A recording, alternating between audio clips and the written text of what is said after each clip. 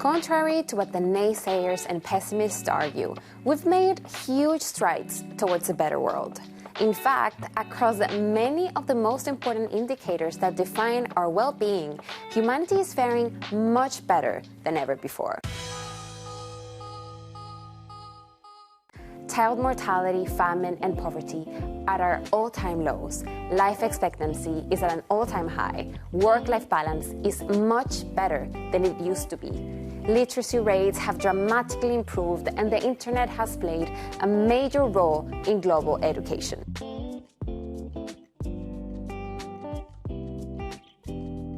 But another important measure of progress is transport. The history of mobility is a story of the evolution of technology, from walking to riding animals and being pulled by them,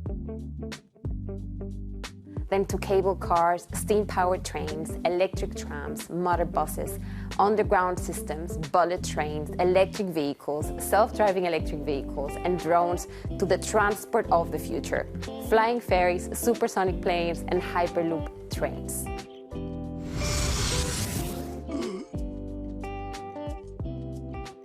Back in the 18th century, transportation relied on walking or riding horses on trails or rough roads. Most people could not afford horses, let alone carriages or wagons. In the 19th century, things were less rudimentary, but still quite primitive by today's standards.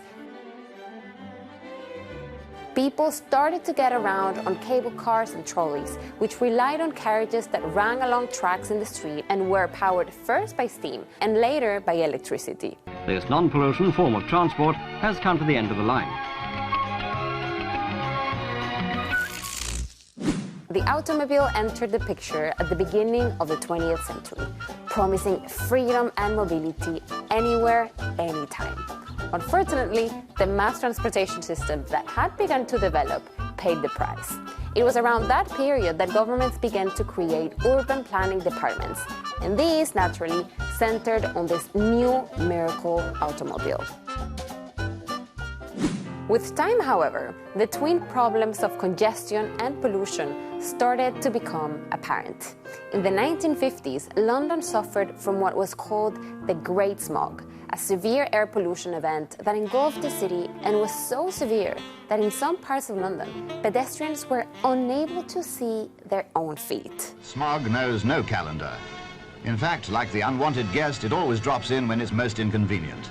The smog went creeping across the country, cutting down visibility, causing chaos in traffic, catching everybody by the throat in its cold, clammy fingers. Oh, well, Happy New Year. For 3 decades, London's pollution levels continued to rise.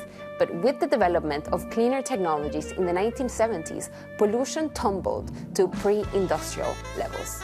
Since then, a considerable amount of government money has gone into improving pollution levels, including mass transportation systems. Public use has increased in response. Transportation Alternatives' mission is to reclaim New York City streets from the automobile and to promote biking, walking, and public transit. A century or so after its arrival, the car still reigns supreme.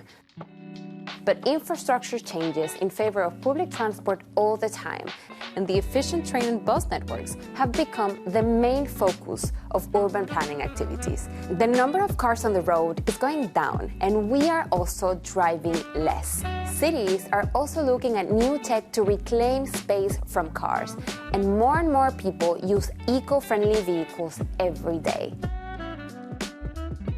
China, the world's most populous country, has now the world's largest electric car market, closely followed by Europe. California has banned the sale of petrol-only cars by 2035.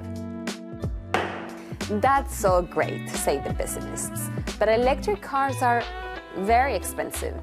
This is currently true, because they are produced in relatively small numbers and use new, more expensive technology. But we are about to experience a similar revolution to the one we saw when the car was invented 125 years ago. A positive revolution. With mass production, electric cars will plummet in price, and with improved public transport, our reliance on them will go down. Within cities themselves, scooters have taken to the streets. bikes have made a comeback, and trams are back in fashion. Over the last 3 decades, some 25 cities in France alone have revived their once shuttered tram systems. Elsewhere, innovations come to light every day. In 2021, Austria introduced a climate ticket to encourage the use of public transport. Germany did the same thing this summer, running an experiment with €9 tickets for a month's unlimited regional train travel. They saved 1.8 million tons in carbon emissions, and the fifth of the 52 million tickets sold were bought by people who did not ordinarily use public transport. Carpooling is also on the rise.